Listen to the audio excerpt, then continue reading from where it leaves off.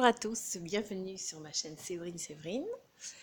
Je m'appelle Séverine, je suis autiste Asperger, détectée à l'âge adulte, et j'ai 3 enfants, dont un adolescent qui est également autiste Asperger et ASPI. Aujourd'hui, justement, j'aimerais parler des enfants autistes et vous donner des conseils pour les aider à s'épanouir. Donc, il faut savoir qu'un enfant autiste voit le monde d'une manière très originale, qui n'a rien à voir avec la façon de voir habituelle. Donc, si vous voulez vraiment aider et comprendre votre enfant, il va falloir vous mettre dans sa peau, rentrer dans son monde. Donc, comment faire? Bien, je vous suggère d'avoir un petit carnet où vous allez noter toutes les observations que vous aurez au quotidien sur ce qu'il aime faire, les ambiances qu'il apprécie, ce qui le contrarie, ce qui lui donne de l'énergie, ce qui le fatigue, etc. Donc plus vous allez connaître votre enfant et mieux vous allez être capable d'appréhender ses réactions.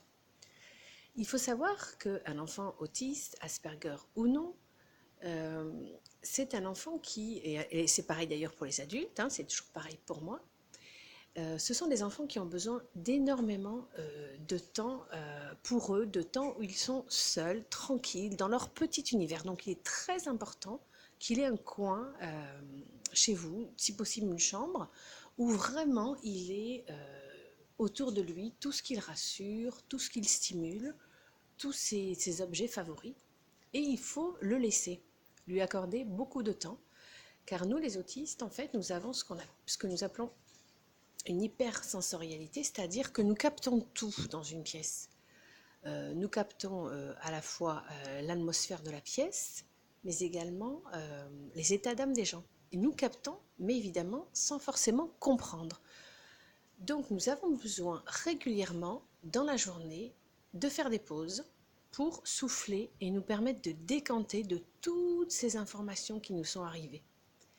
Donc vraiment, que votre enfant soit scolarisé avec un plan d'accueil spécialisé ou pas, même s'il ne manifeste pas de fatigue, même s'il ne dit rien, les ASPI ont beaucoup de mal à exprimer leurs ressentis.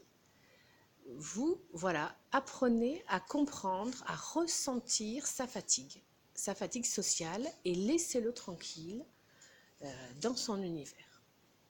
Ensuite, le troisième conseil que je donnerais, ça serait de vous intéresser à ses passions. Je préfère le mot de passion que intérêt restrictif, car je le trouve beaucoup plus positif. Les passions permettent donc à l'enfant autiste de s'auto-calmer et de s'auto-stimuler. Ces passions, qui peuvent vous paraître étonnantes, sont des passions qui lui font énormément de bien, qui l'apaisent et qui le nourrissent en même temps.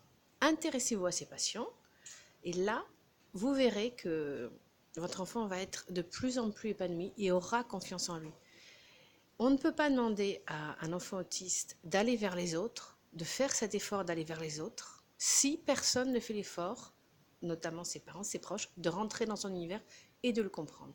Donc, plus vous essaierez de vous intéresser à ses passions, plus il sera content, il apprendra que partager c'est quelque chose de formidable, et plus il aura confiance en lui et plus il aura envie d'aller vers les autres.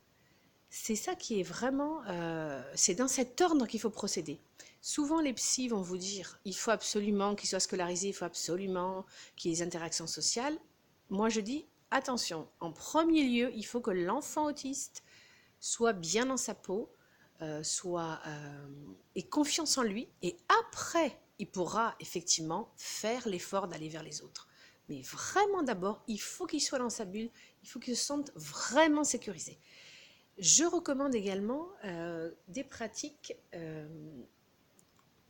corporelles, c'est-à-dire que souvent les autistes n'ont pas de connexion avec leur corps et ne ressentent pas ou ressentent trop les différentes sensations corporelles.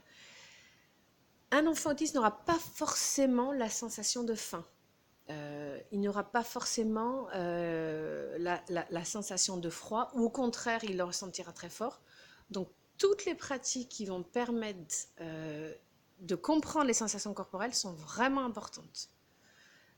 Plus un enfant autiste connaîtra son corps et plus beaucoup de symptômes vont effectivement diminuer. Et moi, je recommande comme pratique corporelle, je recommande notamment le yoga. Pour les plus grands, la méditation, c'est très bien également, car ça permet effectivement de se retrouver seul avec soi-même, qui est quand même quelque chose que nous aimons énormément. Et on se retrouve avec soi-même et on peut mieux après apprendre à connaître ces trois dimensions, la dimension corporelle, ses sensations corporelles, la dimension au niveau du cœur, essayer de comprendre quels sont les sentiments, et la dimension au niveau de la pensée. Voilà, donc vous avez compris qu'un enfant autiste a besoin d'énormément de cocooning. Il faut vraiment qu'il se sente très bien, apprécié, encouragé, stimulé, et c'est comme ça qu'il progressera, qu'il s'épanouira et qu'il aura envie d'aller vers les autres. Je me tiens à votre disposition si vous avez des questions et je vous dis à très bientôt.